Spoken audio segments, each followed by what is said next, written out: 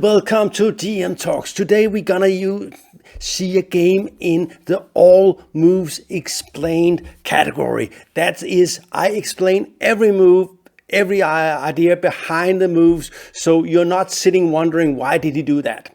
And we're going to see a nice short game that Peter Leko won against Lithuania in the Olympiad round 7, the Olympiad going on in Budapest. So today it's going to be the homeless bishop. You could also say a bad bishop, but I kind of like the way that sounds. It sounds cool, but also it's a homeless bishop is a bad bishop that you could say it cannot be. You cannot find a place to stay that would be nice for it. It's just sort of left out on the street. I'm playing against pieces and dominating pieces is really one of my favorite themes in chess. So today we're going to look into exactly that. Right, let's go on with the game. Leko is white. Leko is always very well prepared and he plays e4. I think e4 gives, we don't need to explain e4. It opens up for the bishop and the queen and takes space in the center. And black plays c5, the Sicilian getting more influence in the center and getting ready to put the knight here without blocking the pawn. Okay, knight f3, developing a knight. It also controls some interesting squares, getting ready to castle and so on. Black does the same, getting his knight out. And of course, it's again, he's fighting for d4, but white could play d4, but Leko doesn't play d4, he plays bishop b5, the Rossolimo variation, developing a piece and threatening to give black a double pawn on c6. That may not be a big threat, but there are other plans for white. White can also try to build a big center with c3 and d4. The main moves for black here are g6 and e6, and Leko's opponent play e6. So getting ready to get the knight out, making sure the bishop here can now move and maybe preparing d5. But probably not. And now a bit surprising move, bishop takes c6, immediately giving black a double pawn in the c file, but also surrendering the bishop pair. And some players don't mind with the bishop pair, and other players are very happy with the bishop pair. And don't get me wrong, the bishop pair is a force to be reckoned with, but sometimes the bishop, like in this game, will be homeless, one of the bishops. Okay, and you take towards the center. Notice this is horrible. White can play something like e5, and already you see that your structure is completely paralyzed. And that is one of the ideas behind bishop takes c6, is to make black's structure rigid. You also see this in openings like the Nimzo Indian. So black takes towards the center. He's hoping to build a strong center with something like d5, f6, e5, in a little bit like semi-structure. And notice that white just took, so black didn't give up a tempo to get the bishop pair. But he did get this double pawn here. b3. Getting ready to develop the bishop here, and this was very popular with after the Anand Gelfand match, but then it sort of fell out of favor. Leko apparently still believe it's a good move, and of course the bishop will be nice on this diagonal. If black manages to stop it from doing anything, then it will not be that good. But notice that it can also sometimes go to this square over here, attacking the pawn on c5. Knight e7, getting ready to develop. A move like knight f6 makes no sense. White will just go e5. Notice he's trying to isolate these things. If black fights back later with this one, his king might get into trouble because he's out of development and he's not that strong on the king side with pieces at the moment. So knight e7, threatening to go here probably. Bishop e2. I think the main move here is knight d6 or f6 and something, and white goes h4, I think, and it's interesting game. d6 is possible, but e5 is a little bit unpleasant here. White just makes sure that if black wants to keep his pawn structure intact, he has to play d5 and get these. They will become weaker. When you move pawns forward, the double pawns become weaker. Notice he's also making sure this guy is not getting out. Here, black had a threat. It was e5, getting ready to have and then this bishop would be very nice, right? It can go here. It controls a lot of important squares and so on. So e5 makes a lot of sense. d5. Already black's position is a little bit suspect, but maybe not that bad. White goes d3, ready, and basically white's plan here would be something like knight c3, knight a4, c4, bishop a3, winning this pawn and completely burying this guy down here. So please notice that bishop here on c8. White will under no circumstances in this game allow that bishop to become a strong piece, for sure. Now black made a weird bad move. Queen b6. It makes no sense in my book. He has to fight for the center with knight g6 and f6 and something like that, and just say, okay, I'm probably behind in development, and white will get some attacking chances, but I need to fight. I have to get my pieces out, and queen b6 is I don't know if the idea is to get rid of the pawn. Well, the idea is to get rid of the pawn, but it's just not very good.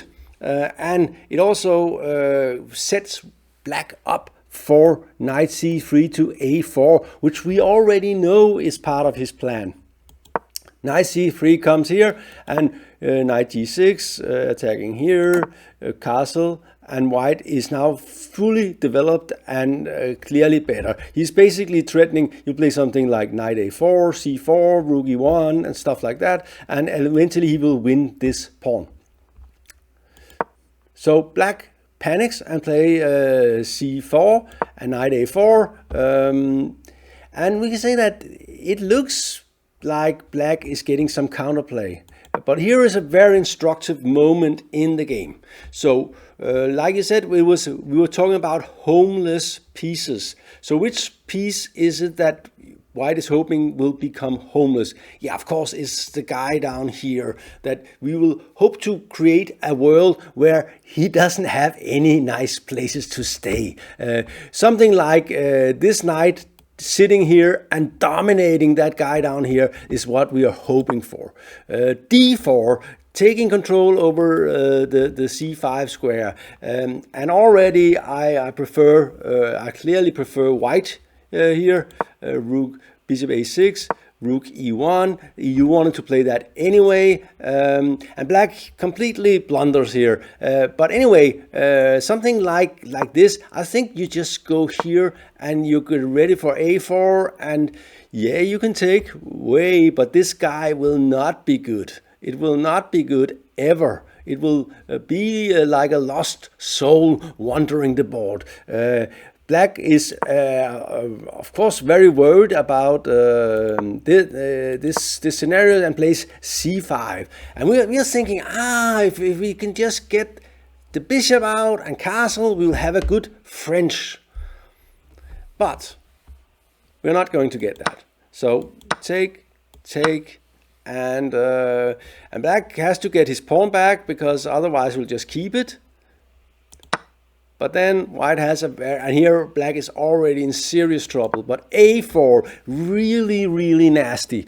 Bishop is coming to a3, so you can't castle. And we see that this guy that looks like it was getting active, it will not be active in this game. It will be, then you have to give up a whole central pawn if you want to have just a little bit of activity. He tries, of course. d4, he has to do something. Bishop a3 was just coming, it's coming anyway, and just taking with the queen.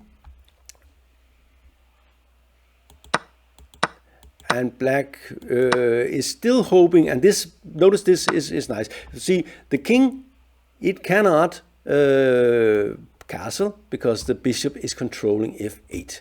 Well, I promised I would analyze every move. So after we attack the queen has to go, and at the same time preventing castle, winning a pawn, very, very nice, and taking the queen. And black is hoping that this bishop, an opposite colored bishop, will do something, but he has a problem with the king.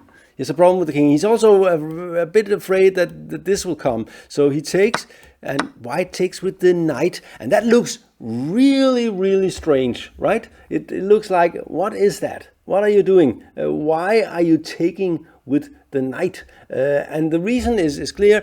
Black's king is in trouble. And like we've said many times here on GM Talks, when you have opposite colored bishops, it clearly favors the attacker. So white is hoping to attack now, and he's also hoping this homeless guy, and this guy is still homeless. For instance, if trying to get it into play, you can just play something like this, and here it's actually trapped, right? Really strange. Okay.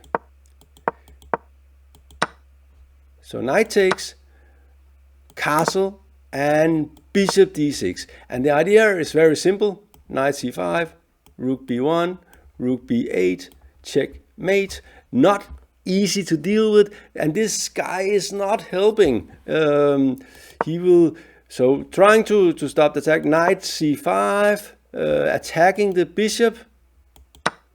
F takes e5. The bishop is not hanging because then this is hanging, and we don't want that. So we just cover the bishop, and black, well, he resigned here, and this bishop here is actually totally hopeless, because what homeless? Because after this, you have to give up the exchange to avoid mate, and the attack will not go away just because you give up the exchange, and this is even worse after rook b1 because the bishop can't move because of mate and is under attack. And of course bishop take, knight rook d7, you just take it. So very, very, very nice win by Leko here with the white pieces. And I think a small instructive masterpiece, just playing against this bishop, and black trying desperately to get the problem solved, didn't manage, and got his king into trouble along the way. This kind of game is what really what I think chess is all about somehow. It's just the way it plays out is just nice. By the way, this Leko guy, he's of course known as the big draw master, but he's actually a very friendly fellow, a very nice guy, and actually quite funny too. You wouldn't believe that a draw master has a great sense of humor. So. Cadeau to Leko. I like him anyway. Don't tell him. Anyway, this was GM Talks. I hope you enjoyed this video, and remember to like and subscribe. Thank you.